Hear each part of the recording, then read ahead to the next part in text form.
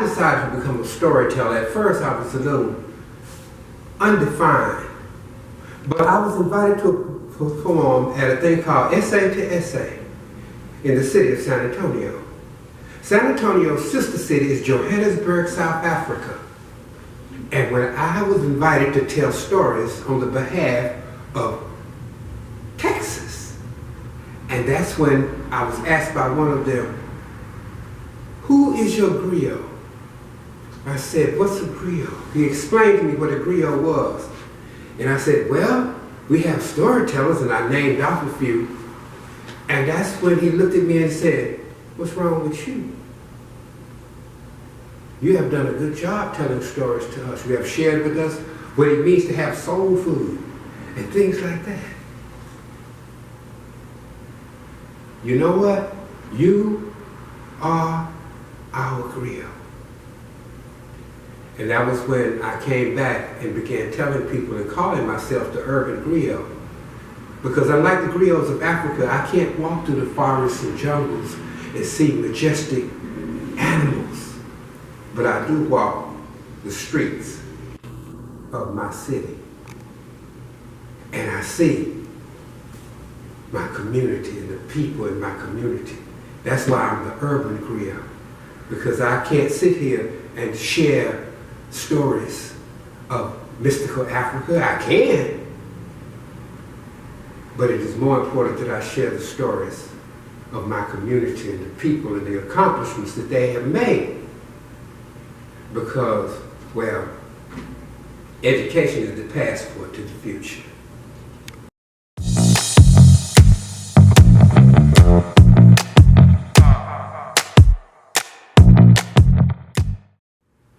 One of the influences in my life was a young man by the name of Michael Grigsby. His father and I worked at St. Teresa's Home for Catholic Charities. It was a home for children that had been removed from situations by the Child Protective Services. Michael was a great little boy, and he would come and he would actually help me work in the kitchen, and I would tell him stories. And then one day his father and his mother and him and his sisters, they had stopped at the Church's Chicken on the corner of Wilbarger and Miller. And Michael, being the precocious child he was like, "I don't want one of them fountain drinks. I want a Big Red from across the street." His dad told him, "Run on over there and get the Big Red and come back." Now the reason they stopped at Church's Chicken because his wife was like, "I got everything ready for Sunday dinner, but I ain't frying no chicken, it's too hot." Because it was one of them 100-degree days we get here in Texas. Michael took off running across the street. Now his family had purposely dressed him in a green outfit because at that time, in the early 90s, Fort Worth had a bad reputation. There were people that called it murder work. And he went across the street, and what he didn't realize is when he crossed the street, he had crossed the line between the Blood and the Crips. And they had changed their name because the Fort Worth PD had gotten tuned into the red and the blue. So they changed their name and changed their color to the Treetop Crips. And they started wearing shades of green. And when Michael came across the street dressed in green, one of them approached him and said, "What's up?" And Michael, being a precocious child, responded, "What's up?" And they killed him. At his funeral, me and some others, members of a group called the White Riders, decided that we were going to go out and speak and use our voices and our art to fight the violence and the crime in the streets of Fort Worth. Michael was my inspiration. I'll never forget Michael or his wonderful family.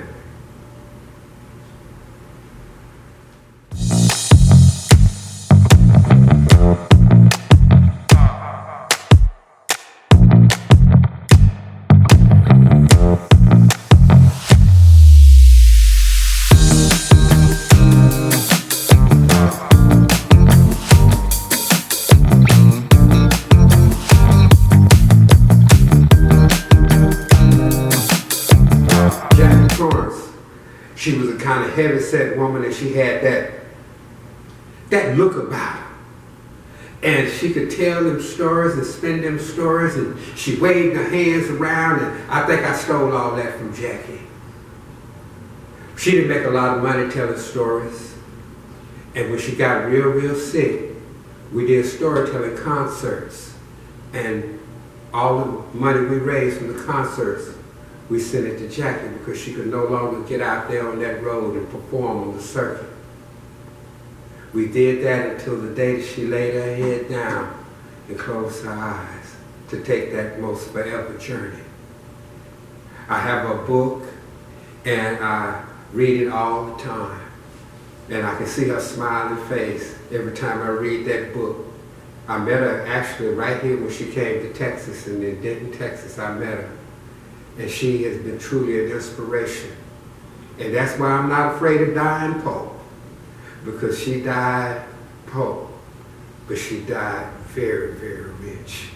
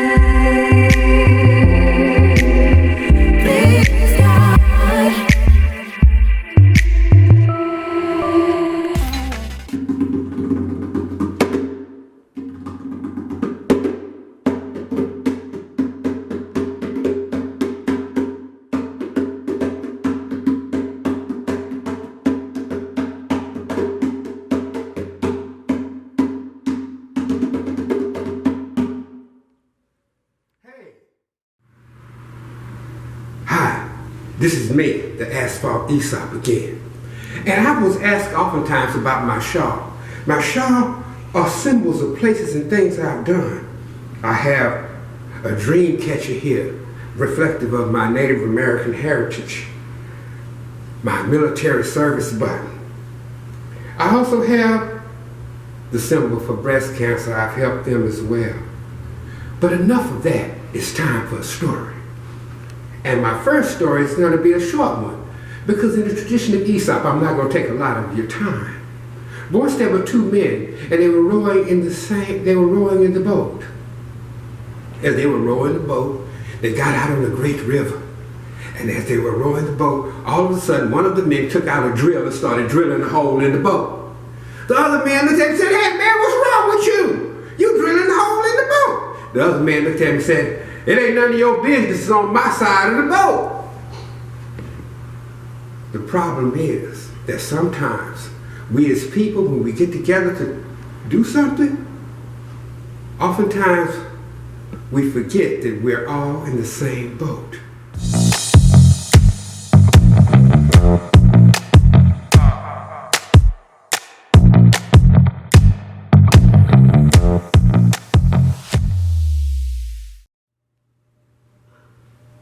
I grew up in Houston, Texas, but we would oftentimes go for the country for the summer. I'm going to tell you a story from East Texas, one of them country stories. And it goes like this. Once upon a time, there was a little boy and a little girl, and they would go to the country just like I did when I was a kid. And they went to see Big Mama. Now, in East Texas, we all got Big Mamas, and some of y'all know what I'm talking about. Well, when they went to see Big Mama always took them and did real nice things, but Big Mama had a rooster, Little Red. And I'm going to tell you, Little Red used to run that barnyard. I mean, he did while he was in charge. And Big Mama loved Little Red. Now, one day that little boy was out playing. He found an old inner tube, and he cut him off 2 pieces and got him a piece of wood, made him a slingshot. And I'm telling you, he used to shoot everything with that slingshot. Bing, bing, bing, bing. And then one day while he was playing with that slingshot, he cut loose and bang! Oh, no! He hit Little Red, killed him, graveyard dead. He looked around and he picked up Little Red, he ran into the woods, he dug a hole, put Little Red in it, covered him up, and he started going back. As soon as he come out the woods, there stood his sister, was like, "Oh, you killed Little Red, you killed Little Red. I'm gonna tell Big Mama, I'm gonna tell Big Mama, she gonna be mad, she gonna be mad." He was like, please, please don't tell Big Mama. Please, please, please. I'm going to tell it. I'm going to tell it. Please, please, please, just don't tell it. I'll do whatever you want me to do. Whatever you want. Whatever I want. Okay. They went back to the house. Big Mama asked about Little Red, but both the little boy and the girl stayed quiet. And they was wondering where Little Red was, but one day Big Mama hooked up a big old peach cobbler. And she said, y'all come get some cobbler, baby. And they ran in to get some peach cobbler. And she got out 2 bowls and she said, you want some cobbler? The little girl said, yes, ma'am, I do. And she looked at the little boy and said, you want some cobbler? And that's when that little girl said, Big Mama, little brother said he don't want no cobbler. I can have his peach cobbler. And the little boy looked at his sister, and his sister went like this here. That true? She can have my cobbler, Big Mama. That girl ate both bowls of peach cobbler. Now everything kept on going on. I'm telling you, it was going on just like that. And you would think nothing else was going to happen until Big Mama said, time to go to the store. Who want to ride with me to the store? We're going to stop and get some ice cream. Y'all want to come? The little girl said, oh, Big Mama, I want to come. How about you, baby? Oh, Big Mama, little brother say that he don't want to come and I can have his ice cream too. He looked at his sister and his sister went like this. That true? Yeah, she can have my ice cream. They went on to the store. But the straw that broke the camel's back was when time come to rake up the leaves and clean that barnyard. Y'all going out there and clean that barnyard? The sister looked at Big Mama and said, Big Mama, little brother say that I don't have to help, that he could clean it up all by himself. He looked at his sister and his sister went. And he was out there raking them leaves. Now he was out there raking them leaves, and I guess it started getting to him. And he would look, and he saw Big Mama washing dishes looking through the kitchen window. He throwed that rake down, he walked in that kitchen, and he said, Big Mama, I'm sorry. I know what happened to Little Red. What happened to him? I was playing with my slingshot. I killed Little Red. Big Mama said, I know, baby. I was just wondering how long we was going to go along with that foolishness your sister was giving you. The truth will always set you free.